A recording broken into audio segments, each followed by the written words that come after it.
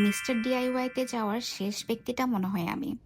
ঢাকাতে থাকাকালীন সময় আমার বাসার কাছেই ছিল মিস্টার ডিআইওয়াই, কিন্তু কখনো যাওয়া হয়ে ওঠে নাই। কথায় আছে না, বাড়ির কাছে মানুষ ট্রেন ফিল করে, আমারটাও সেরকমই হয়েছিল। তাই শনিবারে ছিল আড়ং এর লাস্ট সেল অফার, এই জন্য 2 ঘন্টা জার্নি করে আমরা চলে গিয়েছিলাম রাজশাহী আড়ং ব্রাঞ্চে। সেখানে যেয়ে দেখি আড়ং এ কিছুই নেই, সব সেলের বাহিরে।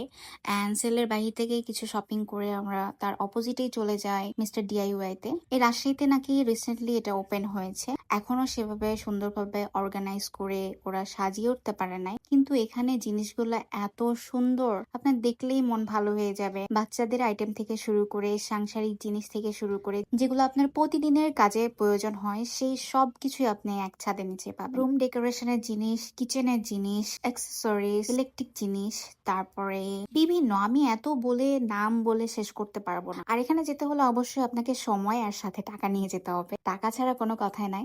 আর যেটা বলছিলাম বাজেটের কথা, মানে কস্টিং কি আসলে অনেক বেশি নাকি রিজনেবল? সত্যি কথা বলতে আমি যতটুকু এক্সপ্লোর করে বুঝলাম বা শপিং করে বুঝলাম, মিনিসের অল্টারনেটিভ এটা একটা জায়গা যেখানে আপনি এক ছাদের নিচে অনেক কিছু পাবেন, অনেক সুন্দর সুন্দর জিনিস পাবেন, কিন্তু আসলেই দাম অনেক রিজনেবল। আমার কাছে মনে হয়েছে এটা অবশ্যই রিজনেবল একটা প্রাইস। অ্যান্ড এক ছাদের নিচে আপনি এত কিছু ভ্যারাইটি জিনিস পাচ্ছেন, কি পাবেন না, সবকিছুই আছে। আমি যেহেতু সেদিন অনেক দূর থেকে এসেছিলাম, সেই জন্য আমার হাতে অনেক তাড়া ছিল, আপনাদের ভাইয়া অনেক তাড়াহুড়া করতেছিল, এই জন্য আমি সুন্দরভাবে সবকিছু ক্যাপচার করতে পারিনি। আর ওরা এখনো সেভাবে অর্গানাইজ করে উঠতে পারে না, অনেক কিছু প্রাইস ট্যাগ দিয়েছে, এখনো ওভাবে দিয়ে উঠতে পারে নাই, গুছিয়ে উঠতে পারে নাই। ওদের এত এত কালেকশন যে আমি ভিডিও বানাতে যে 10-12 মিনিট হয়ে যাচ্ছিল, এই জন্য আজকে এক পার্ট দিচ্ছি, এর পরের দিন আরেক পার্ট দিব। আর অবশ্যই আমি আড়ং থেকে কি কি শপিং করেছি অ্যান্ড মিস্টার ডিআইওয়াই থেকে কি কি কিনেছি অবশ্যই আপনাদের সাথে শেয়ার করব। আর বাচ্চাদের ক্লিপ, পাঞ্চ ক্লিপ যেগুলো আছে, এত এত ভ্যারাইটিস।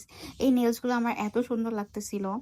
আমার হাতের ফিঙ্গার গুলো অনেক ছোট ছোট, সো আমার এই ছোট ছোট নেলস বা পুকি টাইপের জিনিসগুলো আমার খুবই ভালো লাগে। তারপরে আমরা চলে আসি এই যে ব্যাসলেটের সেকশন গুলাতে, অনেক কালেকশন ছিল, অনেক ভ্যারাইটির কালেকশন ছিল। আপনি কি নিবেন সবকিছু আছে, পেন্ডেন্ট থেকে শুরু করে clip, everything, each and every. তারপর আমরা চলে আসি এইদিকে আর্টিফিশিয়াল ফ্লাওয়ার সেক্টরে, যেখানে দেখে মনে হচ্ছে এগুলো রিয়েলিস্টিক, মানে আর্টিফিশিয়াল মনেই হচ্ছিল না, এত সুন্দর সুন্দর আর এত ভ্যারাইটিস। এখান থেকে আমি বেশ কয়েকটা জিনিস নিতে চেয়েছিলাম, নিয়েছি কিছু জিনিস, কিন্তু সব একবারে নিতে পারি নাই। টিউলিপ ফুলগুলো এত সুন্দর, এইগুলা আমি সেম মেজারমেন্টে ফ্লাওয়ার ভাস বা ফুলদানি পাই না, এই জন্য নিতে পারি না। এই যে এখানকার টিউলিপ গুলা মনে হচ্ছিল একদম রিয়েলিস্টিক, একদম রিয়েলিস্টিক, এত সুন্দর, মানে কি লাগবে সবকিছুই আছে। যারা ঘর গোছাতে পছন্দ করে, যারা সংসারের জিনিস, সুন্দর সুন্দর সংসারের জিনিস কিনতে পছন্দ করে, তাদের জন্য বলবো আমি ডিআইওয়াই একদম বেস্ট একটা জায়গা, অনেক বাজেট ফ্রেন্ডলি একটা জায়গা। যাদের মনে করেন, আমাদের তো বাসা অনেক দূরে, তো সেই ক্ষেত্রে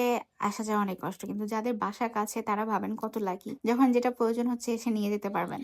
এখন সংসার জীবনে আসার পরে আমার তো সাংসারিক জিনিস পছন্দ হয় বেশি, আর তাছাড়া আমার বুড়ো বয়স হয়ে যাচ্ছে, তাও আমার বাচ্চাদের জিনিস অনেক বেশি ভালো লাগে। লাইক এই যে চাবির রিং গুলা বা সফট টয় গুলা, কিউট কিউট পানির বোতল গুলা, এগুলা যে আমার কি ভালো লাগে। আমার মনে হয় অনেকে আমার এই পছন্দ গুলার সাথে একমত হবেন।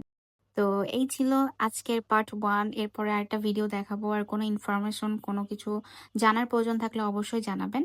অ্যান্ড শপিং ব্লগ কি কি কিনেছি সেটা আরেকটা ভিডিওতে দেখাবো। আল্লাহ হাফেজ, বাই বাই।